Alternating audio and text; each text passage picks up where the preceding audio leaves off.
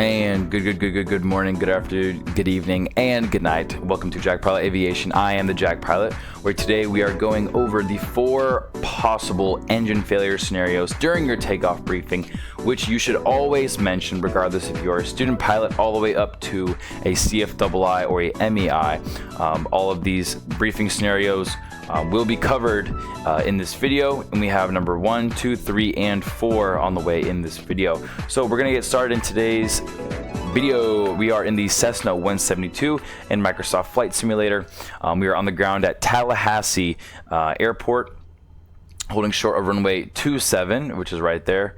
And we have a field elevation of 83 feet. So I have 1,100 feet in the altitude selector set. So during my takeoff briefing, I'm going to mention 4 possible engine failure scenarios. Okay.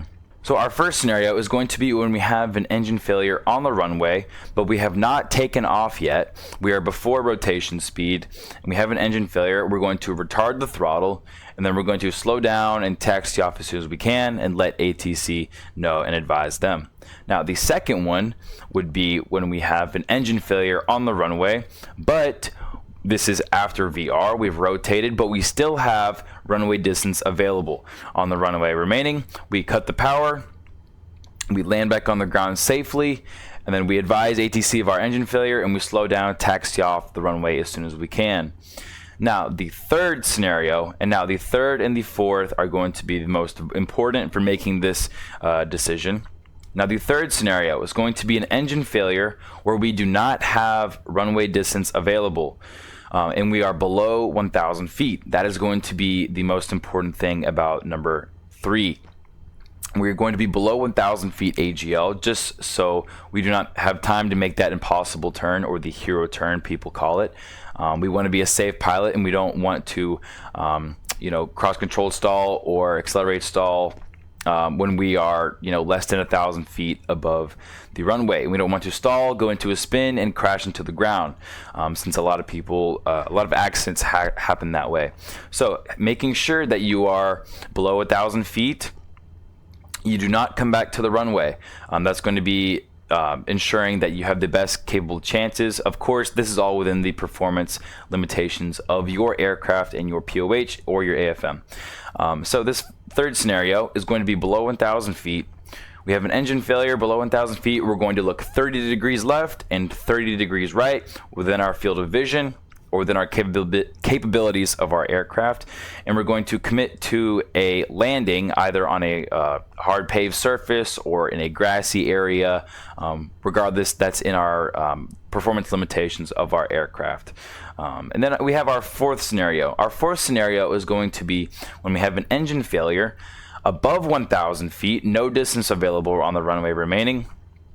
We're going to cut the power back, and we're going to, since we have an engine failure, we're going to attempt that impossible turn, because that impossible turn now becomes possible now that you're above 1,000 feet AGL.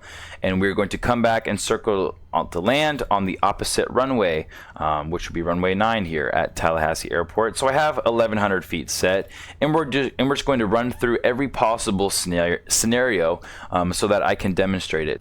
So let's get started. We are in our Cessna 172. We have runway 27 verified. We've done our takeoff briefing, and we're going to do our first segment. A little bit of throttle, runway 27 verified. There's the threshold, the approach light system. We're going to follow the yellow line onto runway 27. We have our windsock pointing direction to 27. 27 is verified. And we're going to line up center line and go full power. We have airspeed alive, maintain center line. And then we have an engine failure. I'm going to just pull the mixture. We're going to slow down as much as we can before our rotation speed. We have plenty runway available, and we're going to advise ATC, say Tallahassee Tower, November 1, 2, 3, 4, 5, engine failure on the runway. We're going to taxi off as much as we can, and then of course they'll let us know what we can do from there, and then we'll taxi off. So that is going to be a simulation of number 1, where we slow down and taxi off as soon as we can. Now for number 2, in this scenario, we're going to have an engine failure after VR. We're going to be in the air, but we do have runway distance available, and we're going to simulate an engine failure. So I'm just going to increase the throttle gradually here.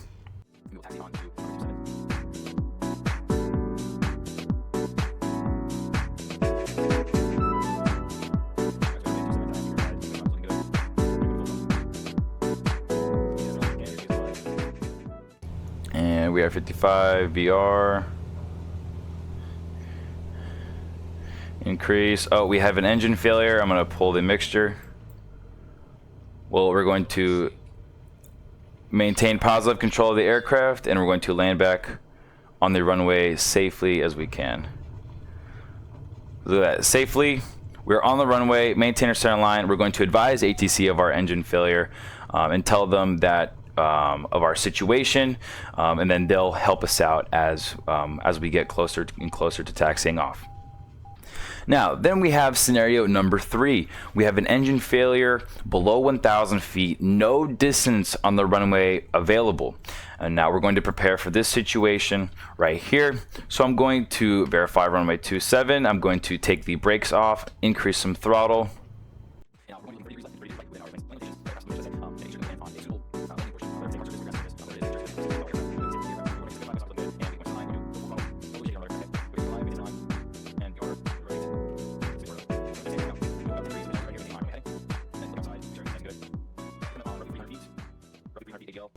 Again, if I were to have an engine failure here, I would not want to do the impossible turn and land back on the runway. Then we're doing a climb out here. We're going to simulate our engine failure at 700 feet. 700 feet AGL. We're going to pull the mixture. And now, what am I looking for? I'm looking for roads, grassy surfaces. I see a field right here that I'm able to land in. It looks like. Looks like this is going to be a little bit more suitable right here, this grassy strip. Just 500 feet verified. I'm going to deploy a flap since we are in the white arc right here. Looks like I would be able to land on this runway right here, but again, I don't want to stall the aircraft over the runway and then end up in a bad situation. Even though we are in the runway environment, I'm still going to commit to this landing right here. Looks like there is a little bit of a road right here that I'd be able to land on, at least on a paved surface.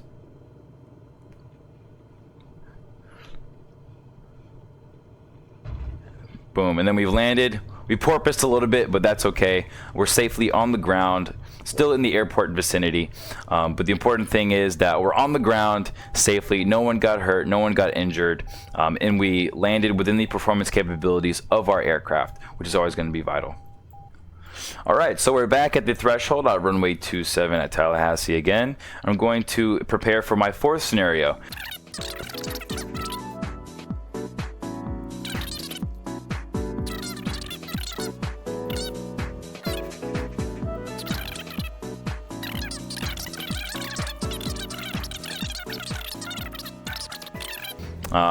And I'm going to cut the power, or the mixture I should say, at 1100 feet, and I'm going to simulate the impossible turn, guaranteeing me I can make the runway. Alright, approaching 1100 feet, I'm going to pull the mixture since this is all simulated, and I'm going to attempt a return back to the airport. So making sure I'm at my best glide.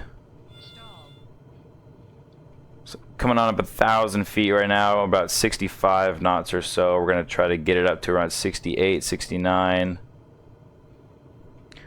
And look at that, runway 9 is verified. We are 4 white on the Pappies. And as you can see, my prop is just windmilling right now. And we have plenty of distance on the runway available.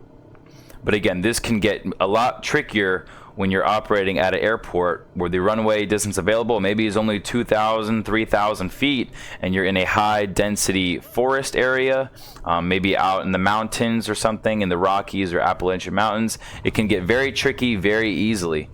So we landed safely on the ground. Our impossible turn is now possible that we can land on the runway. So again, these 4 scenarios for your takeoff briefing are always going to be imperative in implementing them into your training. And of course, we advise ATC of our engine failure, and then let them know that we will taxi off as soon as we can to help them out. So yeah, that's going to do it for today's video. I hope you guys enjoyed this takeoff briefing scenario that will hopefully save your life in the future, and hopefully that you never have to encounter it. But again, as long as you're prepared for it, that's what matters in aviation. And I like that Microsoft Flight Simulator, we can actually simulate these things and actually put them to good use to make us safer pilots as well. So that is going to be it for today, guys. Until then, I'll see you guys in the next one. Maintain VFR, frequency change approved. See you!